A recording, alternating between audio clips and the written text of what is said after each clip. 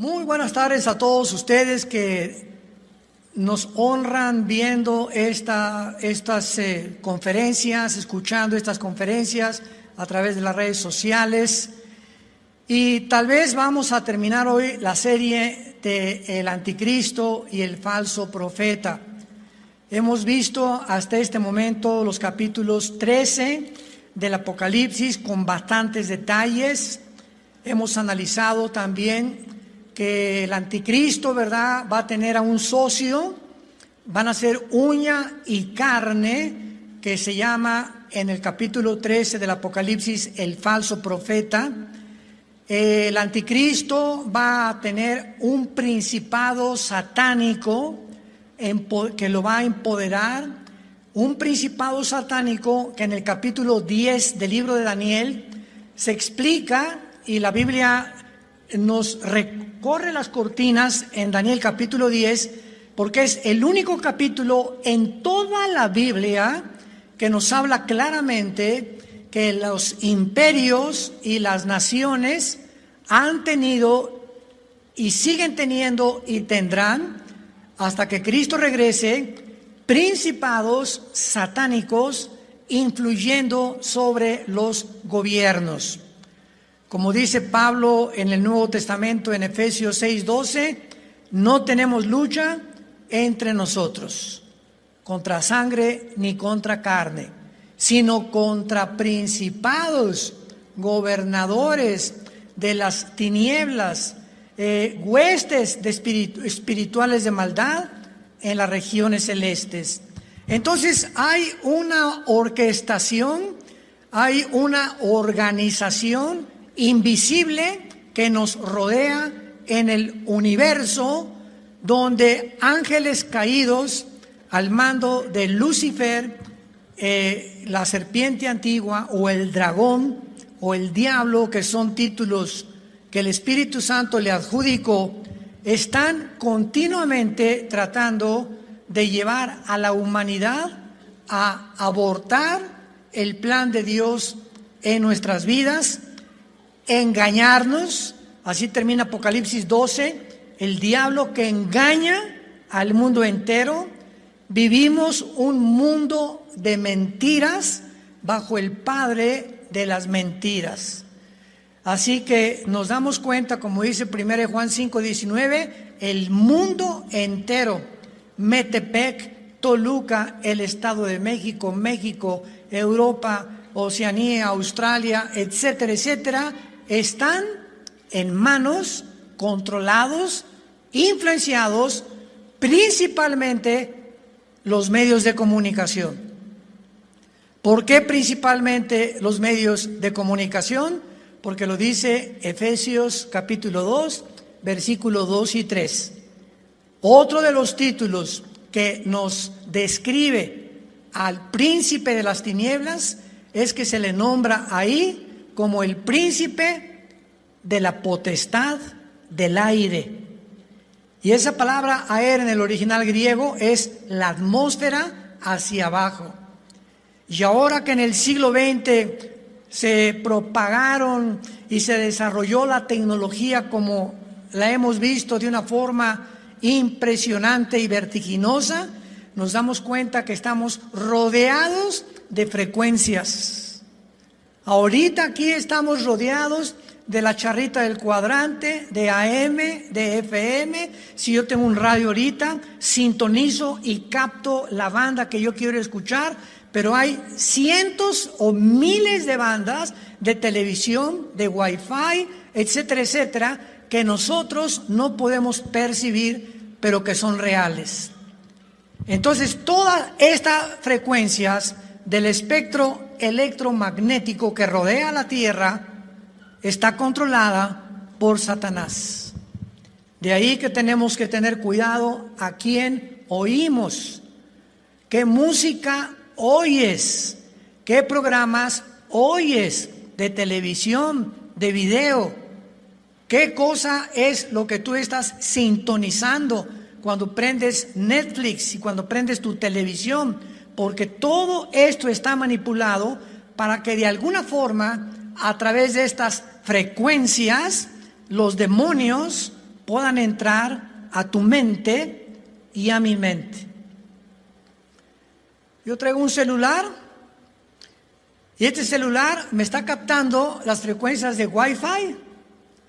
Yo puedo estar aquí ahorita rodeado de estas paredes con cemento, lo que sea, y sin embargo las frecuencias atraviesan las paredes de Wi-Fi y entran a mi celular y yo lo prendo. Y si yo les recomiendo, acuérdense, nunca traigas el celular del lado del corazón. Nunca se pongan el celular aquí del lado izquierdo del cuerpo, donde está el corazón. Es peligrosísimo por las frecuencias electromagnéticas que puede irradiar y lastimar tu sistema nervioso y tu sistema cardíaco. Entonces, así como entran y atraviesan, sígueme con cuidado, de la misma forma atraviesan nuestra mente. Si atraviesan un objeto inanimado, sólido, como es un iPhone, y atraviesan, entonces, ¿cuántas de esas no atraviesan nuestra calaca, verdad? Nuestro cerebro, nuestros huesos, de lado a lado. Igual cuando tienes el iPhone y vas a hablar con alguien, no pases más de 30 segundos, un minuto en el oído tu iPhone, ponle el speaker. Y aquí, hola, ¿cómo estás?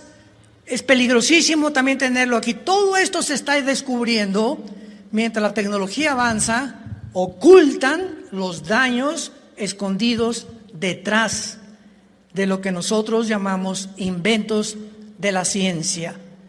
Y si no sabemos usar, es como una tarjeta de crédito. Si tú no sabes usar la tarjeta de crédito, es la manera más fácil de endrogarte y causarle problemas a tu matrimonio y a tus hijos. Entonces todo hay que saberlo usar en la vida para que podamos nosotros darle el uso adecuado que necesitamos tener. Muy bien. En el capítulo 11 del libro del Apocalipsis, capítulo 11, encontramos que Dios va a levantar en los últimos 3 años y medio, muy importante la cronología de los últimos 7 años de la tribulación, en los últimos 3 años y medio va a levantar Dios a 2 testigos.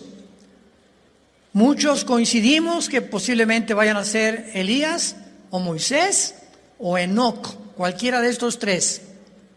Bueno, ahorita no nos atañe la identidad de estos 2 testigos, pero va a ser en ese tiempo, en los últimos 3 años de la tribulación, que es cuando va a salir del abismo.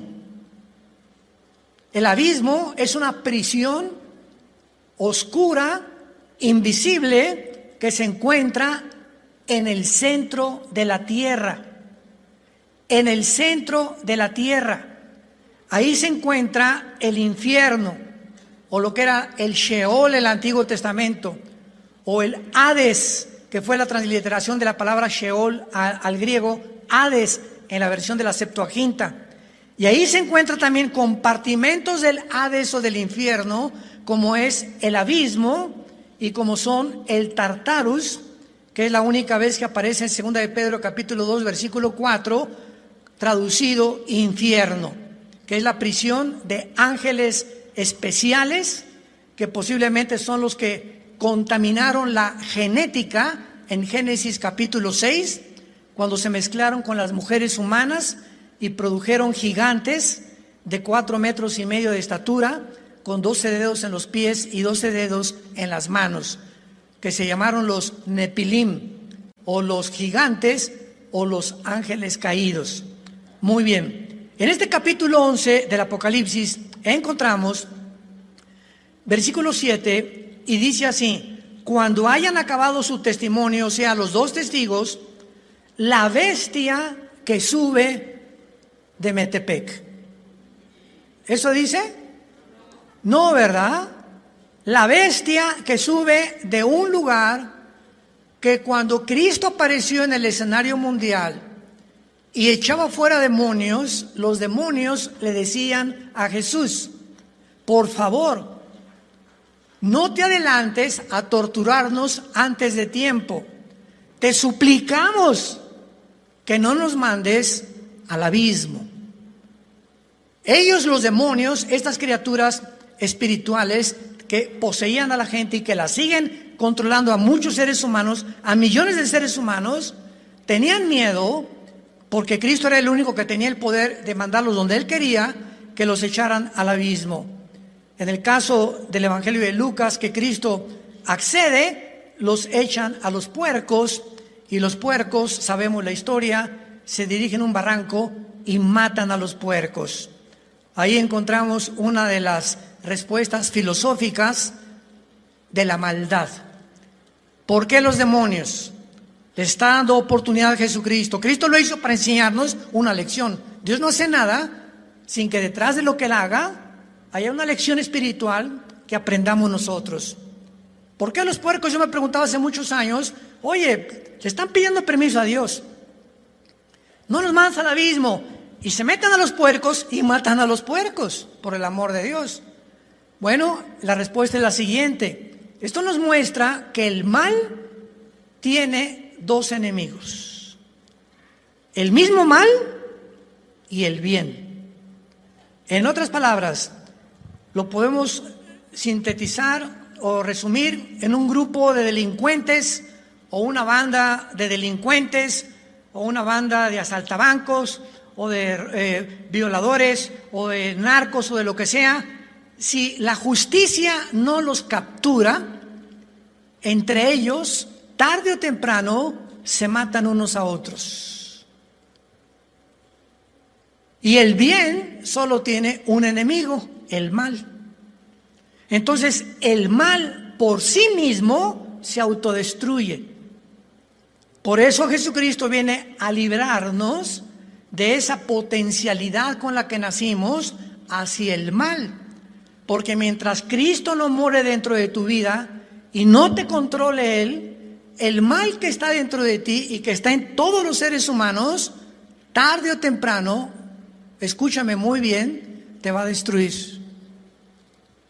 Ya sea a través del alcoholismo, de las drogas, de la homosexualidad, de la libertinaje sexual, hay muchas causas por las cuales la maldad que traemos nos lleva a nuestra propia autodestrucción.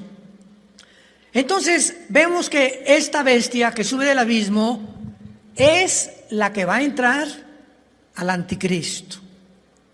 Entonces la bestia es un principado satánico y el anticristo es una persona humana como tú y como yo.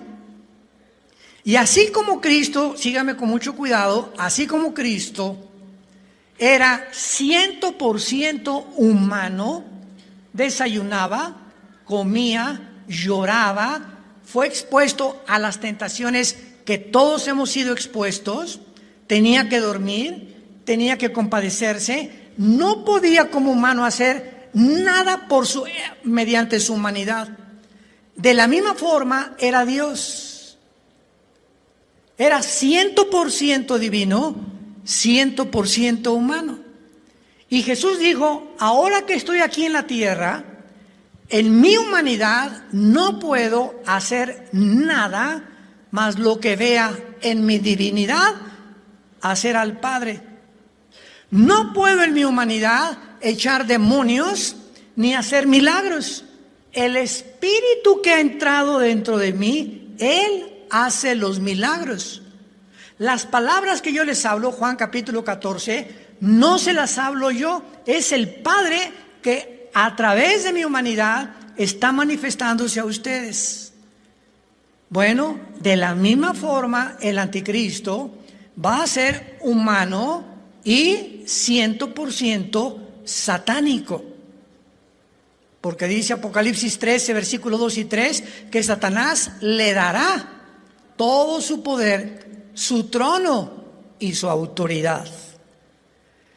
Ahora bien, si vemos que en el capítulo 11 la bestia está subiendo del abismo, veamos en el capítulo 17 algo muy interesante. Apocalipsis 17, versículo 8. La bestia que has visto, noten los verbos, era, O sea, esta bestia que sube del abismo, este principado satánico, existía antes de que el Apocalipsis se escribiera. Y en la Biblia encontramos que los únicos que pueden regresar al mundo a continuar actuando son los demonios y los ángeles caídos. Porque ningún ser humano, ningún espíritu humano que ha muerto está en el abismo. No es el lugar de nosotros. El lugar de los seres humanos que han muerto sin Cristo están en el infierno. Pero sus espíritus no van a salir nunca hasta el juicio del gran trono blanco, Apocalipsis 20 del 11 al 15. Entonces no existe tal cosa como la reencarnación. Es una filosofía hindú de la India, que la persona se muere y regresa a una rata o a una vaca o a alguien hasta que evolucione. Qué ironía que la nación donde proclama esta creencia sea de las más pobres del mundo. Era para que fueran las más evolucionadas, ¿no? Y era para que hubieran evolucionado. Pero en fin, la teoría de la reencarnación no es bíblica. Entonces, los ángeles caídos que existieron en principados en el Antiguo Testamento fueron los siguientes. Y se encuentran en el libro de Daniel. 4 imperios satánicos o controlados por Satanás, por príncipes demoníacos, existieron antes de que el Apocalipsis fuera escrito. Babilonia tenía un príncipe. Después de Babilonia vinieron los medos persas. Número 3, vinieron Alejandro el Magno, los griegos. Y número 4, el Imperio Romano. Entonces, estos 4 imperios del pasado, históricamente hablando, fueron ocupados, lo dice Daniel capítulo 10, por principados satánicos. Y cuando el Apocalipsis fue escrito, vean ustedes que dice en el versículo 8, Apocalipsis 17, 8, la bestia que has visto era y no es. O sea, bajo el Imperio Romano, este principado no había salido del abismo. ¿Me van siguiendo? No era cuando se escribió el Apocalipsis. O sea, cuando se escribió el Apocalipsis, cuando Juan el apóstol se encontraba bajo el Imperio Romano. Entonces, esa bestia ya existía en el tiempo del Imperio Romano, no había salido del abismo y está para subir del abismo e ir a perdición. Ahora, el Espíritu le comienza a interpretar al apóstol Juan quiénes son estos imperios y cómo van a sucederse uno tras otro a través de la historia. Dice el versículo 9, esto para la mente que tenga sabiduría. Las 7 cabezas son 7 montes sobre los cuales se sienta la mujer. Ya vimos que estas 7 cabezas son las que aparecen en la bestia, Apocalipsis 17, y que representan los 7 imperios de la historia que fueron gobernados por Satanás. Estas 7 cabezas son 7 gobernantes, y son 7 gobernantes, versículo 10. 5 de ellos han caído. A ver, pongan atención aquí. Babilonia, los medos y persas, los griegos, los babilonios, ¿y quién siguió después? Roma. 5 de ellos han caído y uno es, ¿quién es el que era? Roma. Cuando estaba Juan escribiendo el Apocalipsis. Babilonia, los medos persas, los griegos, Roma, y uno es, y el otro aún no ha venido, y cuando venga es necesario que dure breve tiempo. Y la bestia, que era y no es, en el tiempo de Roma, es también el octavo, y es entre los 7 y va a la perdición. Vemos pues claramente entonces que el abismo es un lugar en el reino invisible, espiritualmente hablando, de las tinieblas, donde están confinados seres espirituales llamados demonios o principados satánicos en prisiones de oscuridad. Y esta revelación bíblica nos enseña que ningún espíritu humano se encuentra en el abismo.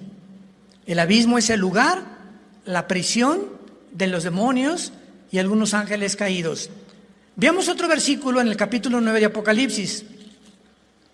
Siempre tenemos que unir las piezas de rompecabezas en la Biblia para formar el cuadro claro. Apocalipsis 9. En la quinta trompeta vi una estrella que cayó del cielo a la tierra y se le dio la llave ¿de dónde? En la quinta trompeta, en el tiempo de la gran tribulación, un ángel va a bajar a esta prisión y la va a abrir completa. Imaginémonos esto. Son millones de demonios ahí encerrados.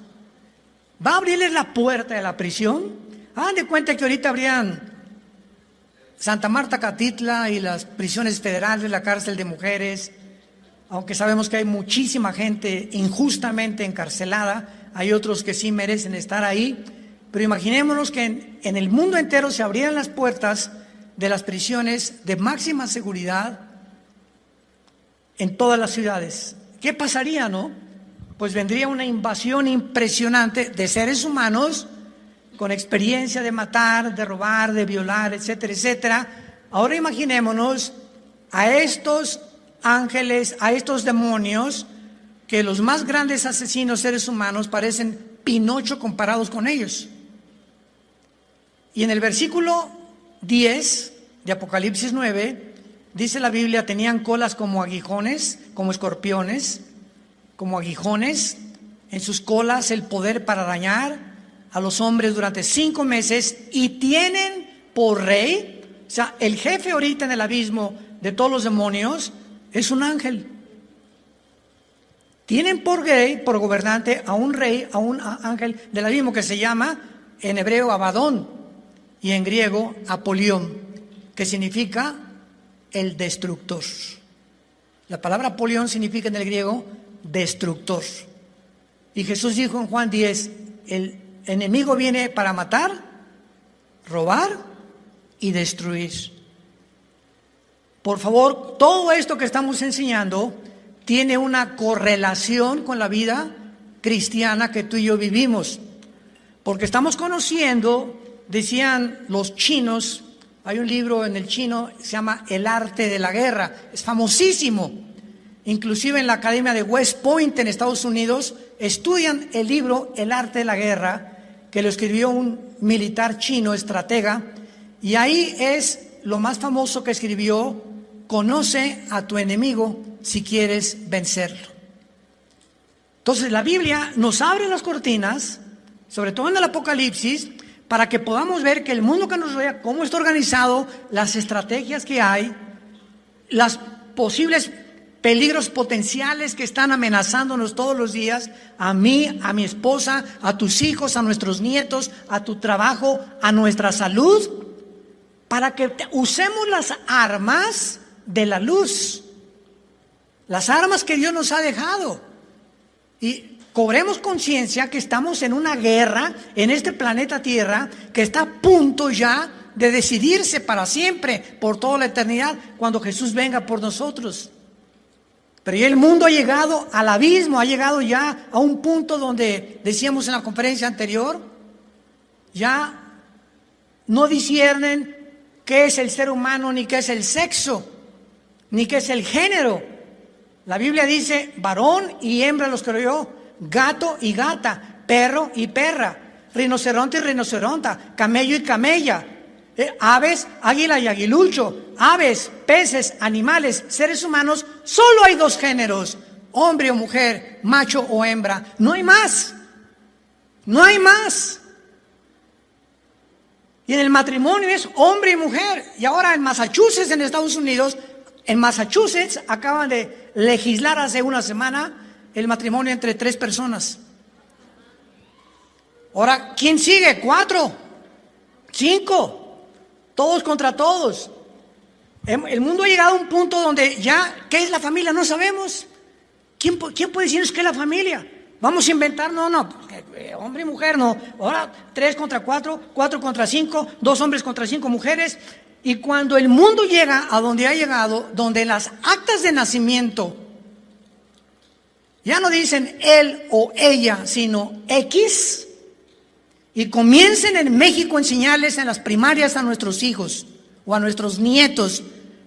Cuando tengas 5 o 6 años, escoge qué quieres ser. Un niño de 5 o 6 años preguntándole y diciéndole que él, sin conciencia todavía de su propia personalidad y de su propia vida, puede determinar qué es.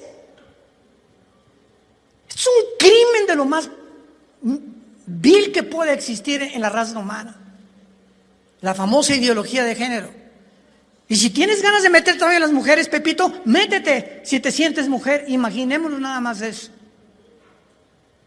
Cuando el ser humano llega a donde hemos llegado, es el síntoma más grande de descomposición que podamos tener.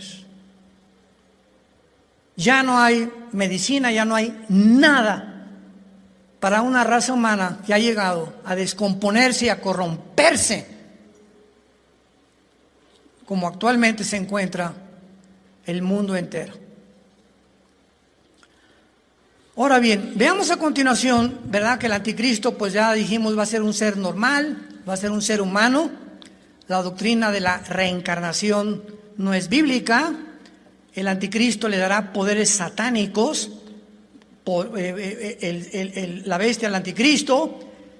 Y es importante también que podamos nosotros recordar que todos los imperios, como acabamos de mencionar en la historia, Babilonia, los griegos, los romanos, etcétera, etcétera, no han podido ser gobernados por hombres. Antes del libro de Daniel existieron 2 imperios, porque del libro de Daniel se menciona Babilonia, Medo-Persia, Grecia y Roma, 4.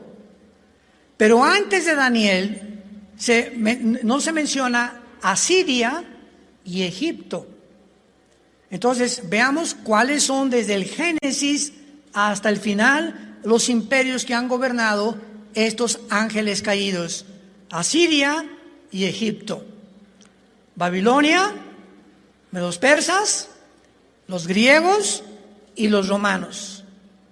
Y el próximo que va a venir van a ser una confederación de 10 naciones, que son los 10 cuernos de la bestia, que va a ser un G10 entre 5 naciones de Europa y 5 del Medio Oriente. Pero vayamos rápidamente a Daniel capítulo 10 en el Antiguo Testamento para que veamos esto que estamos enseñando bíblicamente. Daniel capítulo 10 dice así, y repito, este es un pasaje único en toda la Biblia. Dice Daniel, está el ángel Gabriel revelándole a Daniel el futuro, las profecías de Israel, y dice en el versículo 12, Daniel 10 del 12 en adelante. Entonces me dijo Daniel, no temas, porque desde el primer día que dispusiste tu corazón a entender y a humillarte en la presencia de tu Dios, fueron oídas tus palabras, y a causa de tus palabras yo he venido. Mas, ¿qué dice? El príncipe del reino de Persia se me opuso. El ángel que le está hablando a Daniel le está diciendo, Daniel, cuando te hincaste a orar y al descubrir que ya la cautividad babilónica estaba llegando a su fin y quisiste saber, Dios, ¿cuál es el futuro ahora para Israel? Yo bajé del cielo, Dios me mandó para traerte este mensaje. Pero ¿sabes qué, Daniel? Mire, fíjese aquí, cuando bajé del cielo, un principado satánico, en aquel tiempo eran los medos persas, cuando Daniel escribió esto, gobernando la mayor parte del mundo. Un ángel se me atravesó y le llama el príncipe de Persia y me impidió que yo bajara a traerte este recado. Hubo una guerra cósmica en el cielo, invisible, que se estaba llevando a cabo mientras Daniel oraba. Y dice este ángel Gabriel, se me opuso por 21 días, por 3 semanas duró la guerra en la atmósfera terrestre. 3 semanas duró este encuentro, esta pelea sin límite de tiempo, ahí en el cielo. Pero Miguel, uno de los principales príncipes, vino para ayudarme y quedé allí con los reyes de Persia. El arcángel Miguel, imaginémonos esto, el arcángel Miguel tuvo que intervenir para ayudar al ángel Gabriel a luchar contra el principado satánico de Persia, que estaba impidiendo que Daniel pudiera recibir la revelación de Dios. El primer principio espiritual que encontramos aquí es el siguiente: en el momento en que tú te pones de rodillas, en el momento en que cualquiera de nosotros nos ponemos de rodillas, en ese momento se inicia una guerra espiritual. En el momento que me pongo de rodillas, Señor, te pido por mis hijos, van a viajar mañana, o están viajando ahorita, o te pido por esto, o te pido por aquello. En ese momento, mi oración, tu oración, pone en acción los ángeles de Dios y también alborota el panal de abejas de los ángeles de Satanás. Y cuando oramos, ya la lucha no depende de nosotros, no es contra sangre ni contra carne. Ya se libra una batalla y el resultado se lo dejamos a Dios. Y Dios te puede contestar hoy mismo, dentro de 3 días, o dentro de 3 semanas, o tal vez dentro de un mes. Depende la intensidad con la que tú y yo oremos. Y cuando nos juntamos 2 o 3 para orar, y cuando nos juntamos como iglesia 20, 30, 50, 60 personas a orar por una misma cosa, imaginémonos el poder tremendo en el cosmos, espiritualmente hablando, que se llega a librar a través de la oración masiva de los santos de Dios. En Efesios 6, cuando todavía no cambian a Efesios 6, se los digo rápidamente, se describe la armadura de Dios, ¿se acuerdan? Ponemos la armadura de Dios, el casco de la salvación, la espada del Espíritu, el escudo de la fe, la justicia, la verdad, etcétera, etcétera. Y termina en el versículo 18, Efesios 6, 18, orando en todo tiempo por todos los santos, con súplica y oración. Una de las armas en la guerra espiritual es orar por nosotros. En el momento en que yo oro, yo le digo a mi esposa, me dice, oye, ¿cuántas personas tienes en tu lista de oración? Le digo, mira, me pongo a orar y por lo menos 10, 15 minutos diario antes de pedirle a Dios, ayúdame, Señor, dame para las enchiladas de mañana. Antes de cualquier cosa, Padre Santo, te alabo, te bendigo. Te pido por mi esposa, nuestro matrimonio, bendícelo, Padre, líbranos de tentaciones a nuestros hijos, te pido por este pastor, te pido por otros misioneros, y comienzo a decir, tenemos que tener una lista, ¿verdad?, de personas que estamos orando. Cuando estamos orando por todas las personas, algo está pasando en todas esas personas. Esa energía, esas frecuencias espirituales les llegan a esas personas y actúan en esas personas, y al mismo tiempo, cuando oramos por alguien más, nos protegemos nosotros. Es un arma. Así como la fe es un escudo y como el Espíritu es la espada, la oración es y forma parte de la armadura de Dios. ¿Por qué Dios nos guarda y nos protege cuando nos olvidamos de nosotros y comenzamos a orar por los demás? Porque estamos saliéndonos de nuestro ego. Me estoy olvidando de mí y estoy preocupado por los demás. Y no hay mayor amor que el que da su vida por los amigos. y el que piensa por los demás. Cristo crucificado en la cruz, Señor, me lele. Ay, Señor, me duele mucho las espinas, los clavos. Mira nada más, pobre de mí. Ay, Señor, pobre de mí. Padre, en ese momento, Juan, ahí está tu madre. María, ahí está tu hijo. En la cruz, en medio de sus sufrimientos, nunca pensó en él mismo. Estaba pensando en su familia, formar la familia espiritual. Al ladrón, hoy estarás conmigo en el paraíso. Jamás se centró en todo lo que él estaba sufriendo. En el último momento de su agonía, estaba viviendo, preocupándose por los demás.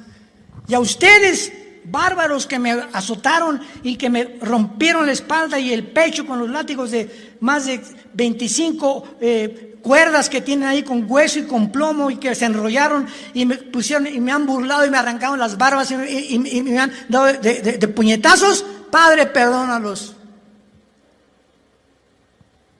Perdónalos. Esa fuerza de Jesús de perdonar y de salirse del mismo es el poder más grande que Dios nos ha dado. Es el poder espiritual de tu vida.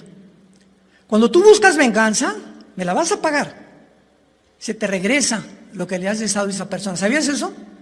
Tú maldices a una persona y deséale mal a cualquier persona y ese mal que tú estás deseando se te regresa. Dice Romanos 12, no sean vencidos por lo malo, sino venzan el mal con el bien. No os venguéis vosotros mismos. Vean la sabiduría de Dios de cada mandamiento que Él nos da. No te vengues. Te violaron, te robaron. Padre, te pido que el que llevó mi coche en la mañana lo bendigas, Padre. Bendícelo, Padre Santo, es un ladrón tonto, quién sé por qué lo habrá hecho, yo lo bendigo. Y claro que si lo agarran, que lo metan a la cárcel y le llevo el evangelio. Porque tenemos que pagar el mal y las consecuencias, pero la amargura nunca permitamos que nos gobierne el corazón ni el rencor. Porque el momento en que tú perdonas a una persona, ¿sabes lo que pasa?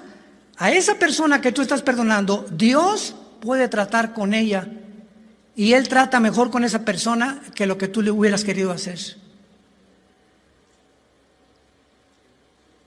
Por eso los discípulos le dijeron a Cristo: Señor, hay alguien que no está echando demonios como nosotros, que caiga un rayo y que les caiga encima.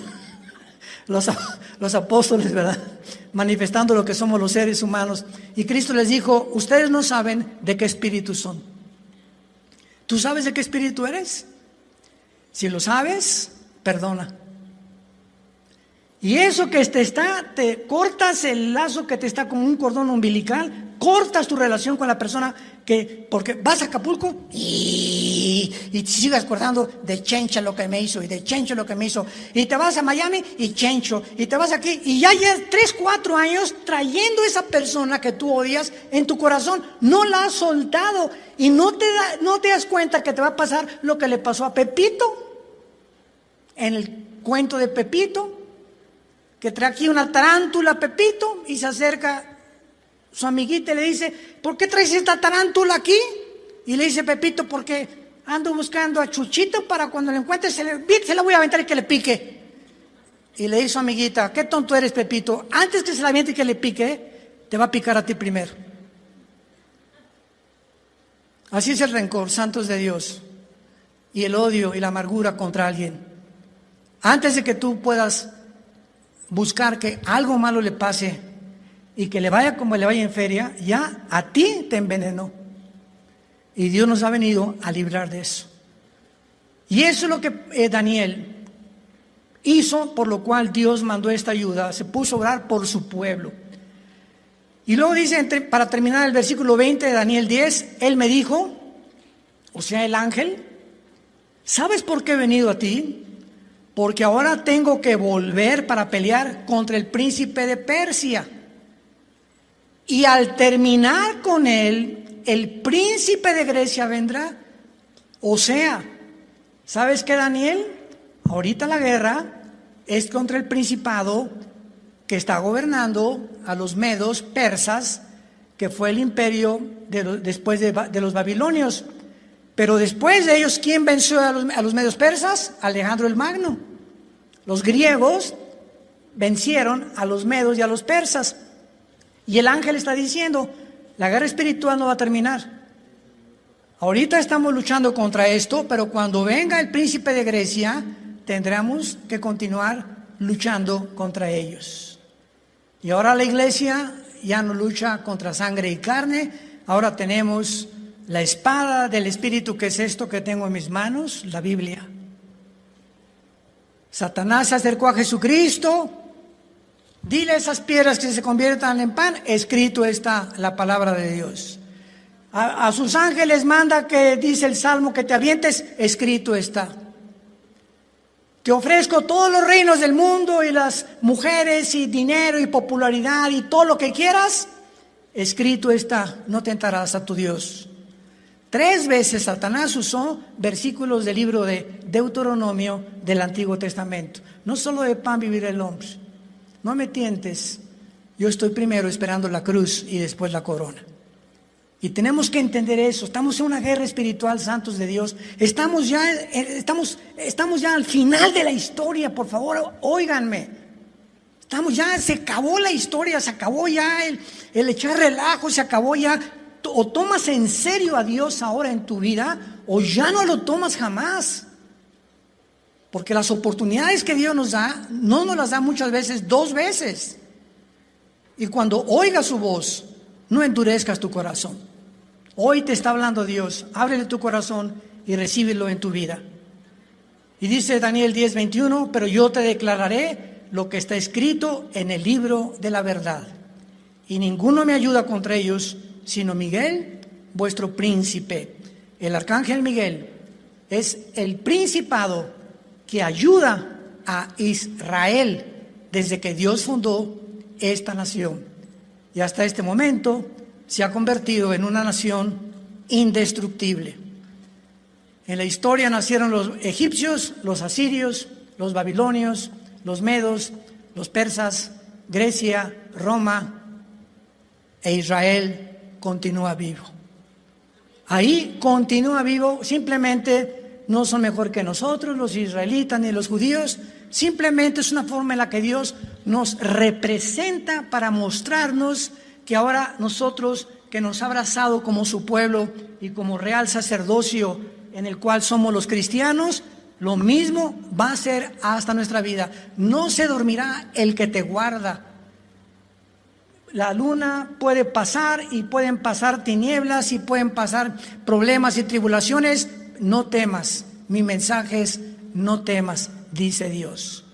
No tengas miedo de nada de lo que atraviese tu vida. Yo estoy contigo, nunca te dejaré ni te desampararé. Señor, te damos gracias por tu palabra en esta tarde.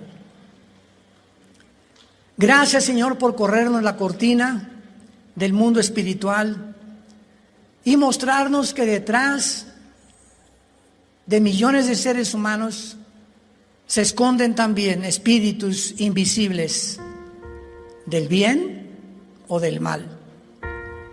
Has venido a nuestra vida abriendo los ojos para ver la luz.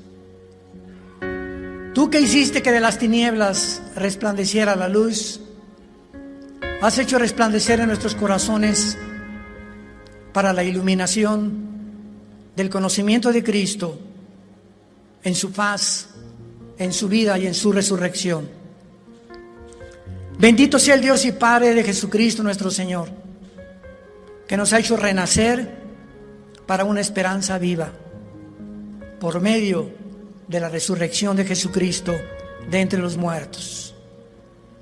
Porque tú vives, Jesús, es la esperanza que tenemos, la bienaventurada esperanza y la manifestación gloriosa de que te vamos a volver a ver y de que esta vida pasará. Todos tenemos que morir de alguna cosa tarde o temprano, pero vamos a morir en paz, sabiendo que te pertenecemos y que nada ni nadie nunca, jamás nos separará de tu amor en Cristo Jesús. En esta tarde, ustedes que nos ven por la televisión o los medios, redes sociales, ábrele tu vida a Jesucristo. Entrégale tu corazón. Ya no tardes, no lo dejes para mañana. Tú no sabes si mañana amaneces, ni yo tampoco. Cuando oigas su voz, dice la Biblia, no te endurezcas. Dile ahí desde donde tú estás: Señor, perdona mis pecados. Creo que en esa cruz pagaste por ellos con tu sangre y que a los 3 días resucitaste de los muertos. Que me perdonas no por nada bueno que haya hecho, sino por tu gracia, por tu misericordia, porque me amas. Y yo sé que me amas. Y este amor quiero mantenerlo en mi corazón hasta el día que me lleves a casa. Te doy las gracias, Señor, por tan grande amor para mi vida. Y la corta vida que ahora me queda, quiero vivirla dando testimonio de tu gracia, de tu amor en la cruz. En el nombre de Jesús. Amén.